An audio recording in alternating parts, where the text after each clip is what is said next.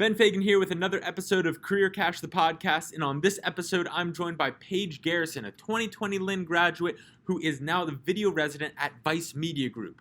Paige and I talk about how she landed her job at her dream company, Vice, how to check your ego and remain confident, as well as many other lessons she learned along the way. This is a high-energy episode. You're not going to want to miss it. Let's get to it.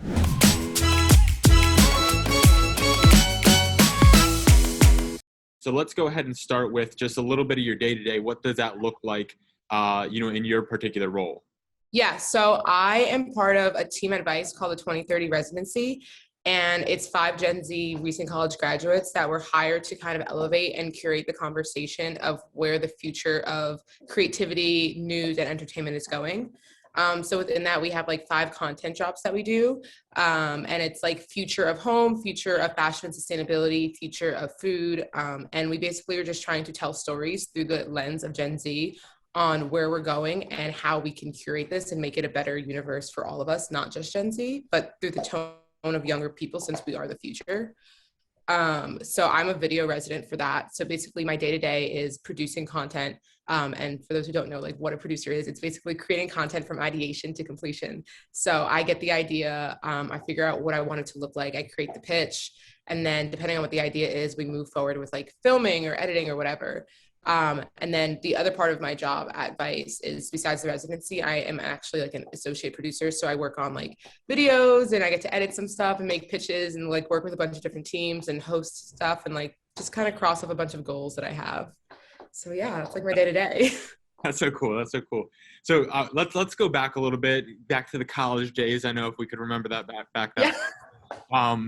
But how many years out of school are you right now? So as of May, I guess I'm officially 1 year out of college. Okay, this is what I love. This is what I love. It's not that far removed, and you're off. Yeah, no. Great things. So let's go back. Let's jump back a year and talk about your journey into getting to Vice, because I remember, talking with you in the past, this was something you really, really wanted to do. Yeah. It was a company you dreamed of working for. So talk about that process and how do you get to that point of going after something like that? Because Vice is a very well-known organization. Yeah. So how do you do that? So I just think in general, whatever job you're applying for, it's about understanding that you're about to go outside of your comfort zone and you're not going to be like a big fish in the sea anymore. You're probably going to be like a little Undertaker vibes. And I think you have to come to a full understanding of, I'm about to like relinquish everything or like every bit of ego I have about myself and how good I am to see if I can fit the role somewhere else. And understanding that there's going to be like 1,000 people that are just as qualified, if not more, and be willing to make that push to like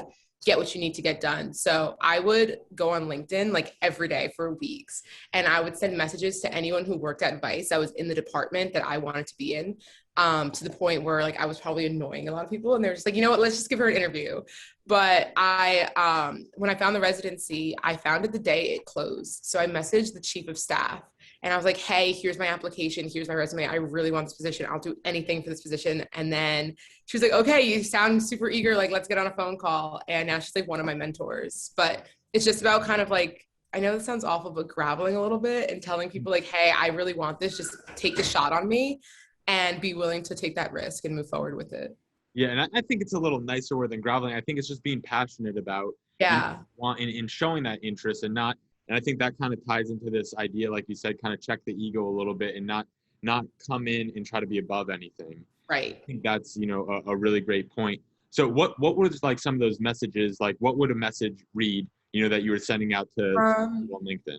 Yeah, it would be like, hey, my name is, and I use my full name, Kathleen. So I'd say, hey, my name is Kathleen Garrison. I'm a recent college graduate who majored in film and television with a minor in PR. I'm looking to jumpstart my career in the entertainment industry. Was just wondering if we could even hop on a call for 15 minutes and have a quick like informational interview so I can hear more about your position.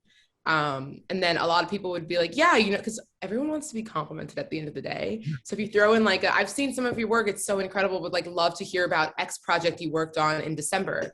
And then they're like, oh my God, yeah, let me tell you about it. And you hop on that quick 15-minute call and you're just like, hey, this is what I want to do. Like, if you know anyone you can set me up with, that'd be great. And then just try to keep the connection going. If they post on LinkedIn, like comment on some of their stuff, see if you can like grab one of their socials and just like always be responsive and tentative to like when they're posting to stay in their head. Yeah, you're bringing about something that I think is so important and something that I always try to share is the human aspect of things. Because, you know, part of it, yes, we all have to send out applications through job boards. You said you had to send your resume. You have to do all that stuff. It's important, and not to diminish that or overlook that.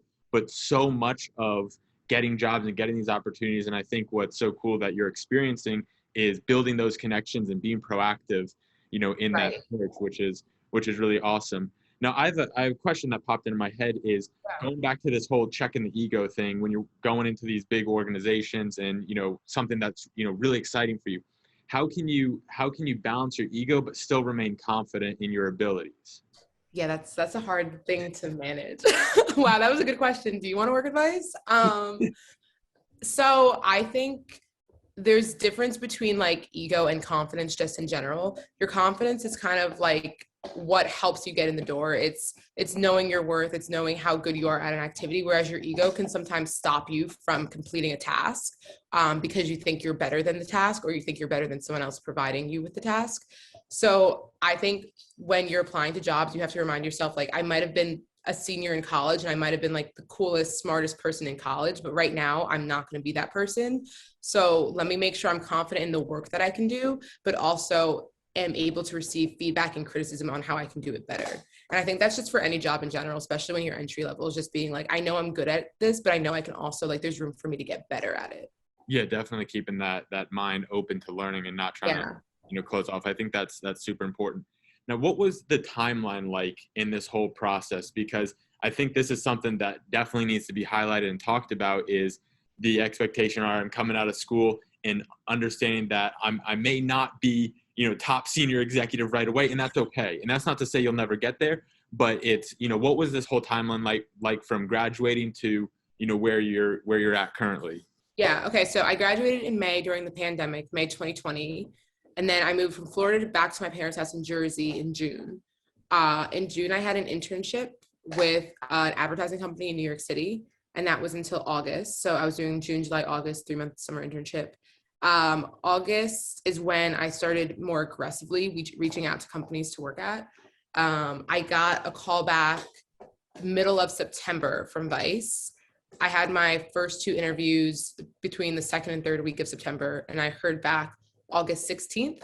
And then I started I lied. I heard back October 16th and I started October 21st. Okay. So I would say it's like a 2.5-month process, honestly.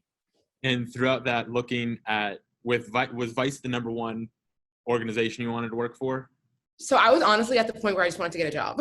I wanted to be able to afford things on my own, and I wanted to be able to get a job in my industry, because I just how I am, I knew that if I didn't do it then, that it might not happen for me if I waited longer. So Vice was always like my dream company, but no one ever thinks they're going to get their dream company out of college. Like, that's just a fever dream. So I wasn't really hell bent on the idea of working for Vice. I was open to working at like small town production companies like within New Jersey or New York. But the Vice opportunity just happened, and I was like, I have to apply to this. No, definitely.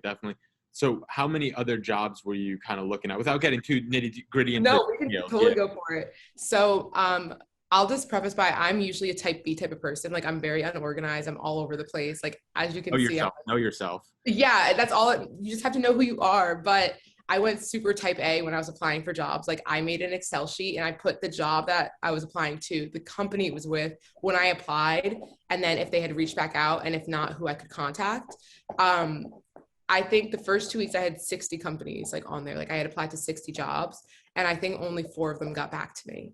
So that was super like hard to get with, knowing that no one's reaching back out to me. But yeah, it was a lot of jobs. If I didn't hear back from them in 2 weeks, I would literally like find someone on LinkedIn and I'd write a message like, hey, I applied to this job, was wondering if it's still open. And then just like narrowed it down from there. That's it. That's what you got to do. And it's so cool to see that work pay off. And what did that feel like when you finally got hired at Vice? Are you still a type A personality when it comes to that? Do you like, hey, this stuff works? Or you're like, no, I use so I am literally the farthest away from type A, except for when it comes to like work stuff. That's the only time it might jump out.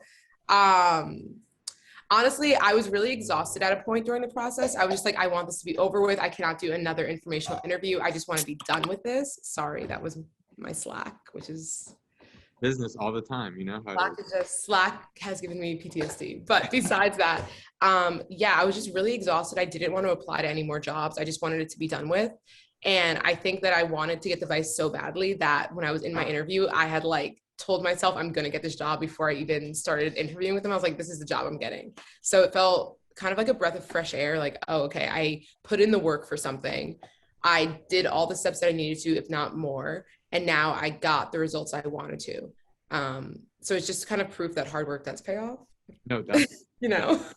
And was there anything specific that kind of kept you going? Because like, that's a real thing. It becomes monotonous, especially in the job search process, where you said you had an Excel spreadsheet that got it to 60 plus jobs, and it was just the same thing over and over and over again.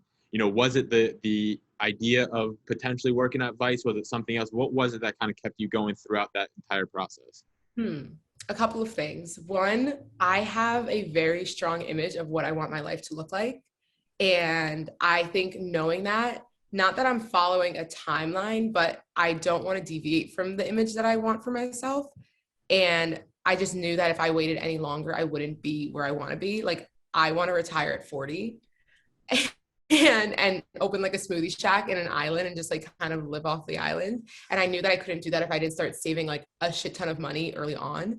So for me, just what I want to be later on is what pushed me. I did not want to live with my parents anymore. I was like, I've got to get out of here. So that also pushed me. And then in the nicest way, like people, sorry, my dog is really in a mood. People who didn't think that I could get a job out of college, like the haters made me do it, whatever. Honestly, that will push you more than anything when people are like, you're not going to get this job. It's not going to happen. You're entry level. Like, fuck that. No, I'm going to get it. I'm going to make it happen now. Like, I have to. Yeah. So honestly, that's really what pushed me. No, that's great, because whatever works, and I think that's awesome to see. So you brought it up a couple times, this idea of if I didn't do it now, then it wouldn't happen. What does that mean? Because I know you shed a little light that you have this life plan for yourself. Yeah. Which is awesome. So can we kind of go into that a little bit? If what does it mean? Let's first start there. What does it mean, like if I don't do this job now, or if I don't go into my industry now, then it wouldn't happen? Why do you say that? Okay, so I talked with this lady who worked for a big network that I won't say because I don't want to like ruin anything for her, but she was a great lady. She had great advice. Something she told me was that after I graduate, there's going to be another graduating class after me, right? And that class is going to be just as smart, if not smarter and more talented than I am. So if I want these opportunities, I have to go before the next group of talent comes, basically. And she basically instilled in my head that if I don't do it now, someone else will come and do it for me, or will take the job that I was meant to do. And that scared the shit out of me. I was just like, oh my God, I'm getting old. Is this what aging feels like? Someone younger is going to take my job. And that just really pushed me to be like, okay, well then I need to get in the industry now. Like I want to be a voice now before it's too late for me to be. So I'm not saying you like have to do it out of college. I'm just saying for me and my work ethic, I know that if I stop a project or a task in the middle and I say I'm taking a break, I'm most likely not going to get back to it. So I needed to like finish applying to jobs and get a job and see that through before I could think of anything else. Now, did you personally like that pressure, or was it something that you're like, hey, this is what it is, and I just have to kind of accept it? Do you like? I love working under pressure. Like if I'm addicted to anything, it's literally waiting until a deadline to do a project. And that like underlying adrenaline and anxiety that I get from knowing it's due in like 6 hours just makes me want to do it more. I'm like, okay, we gotta go, which is probably why I'm a producer now, because that's my whole job is under pressure. No, definitely. I don't oppose pressure by any stretch of the imagination. I'm definitely not a procrastinator. Not in any stretch of the imagination. That kind of pressure, that does not do well for me at all. So I'm having a great time with this. We're getting to the end of things where we want to cash out. This is our final segment here. Okay. We're cashing out. This is where we bring all the energy. It's culminating. Yeah, let's do it. Where we leave the people. You leave the people with a little bit of extra money for the road. What is your most valuable piece of advice, lesson that you learned, things that you can leave the people with to cash out here? Okay. My biggest piece of advice for anyone who's going into any industry or any job in general is like, leave some of your emotion out of your job. And that's really hard when your job requires emotion, like in the media world. But if you can leave some of yourself out of your job, you won't feel so attached to it at the end of the day. And at the end of the day, you're at that job to do, you're sorry, my dog is freaking out. You're at that job for responsibility, and you don't want to give these corporations more time and energy than they're giving you. So leave some things for yourself, like leave room for yourself, and for your own emotions and your own feelings is the best piece of advice, especially for anyone who's about to get into like a media entertainment industry where feelings and emotions are heavily involved. That's Beautiful. my, yeah. I love it. I love it right now. Get yourself a dog, whatever it takes to have yourself a little me time there. Yeah. You know, that can't be overstated. I think that is incredibly important and a valuable piece of advice to put a little money in the pocket. Always. Here. So I really, really appreciate it. This was absolutely awesome. And I'm sure we'll be talking. I'll be following your journey all the way to the top, and I'll head over to the island when you're got that smoothie shack up and running. Yeah. And then if you want to host on Vice, let me know. You're freaking incredible at this. Oh, I really appreciate that. Well, thank you so much, Paige. I appreciate it. And we'll be talking soon.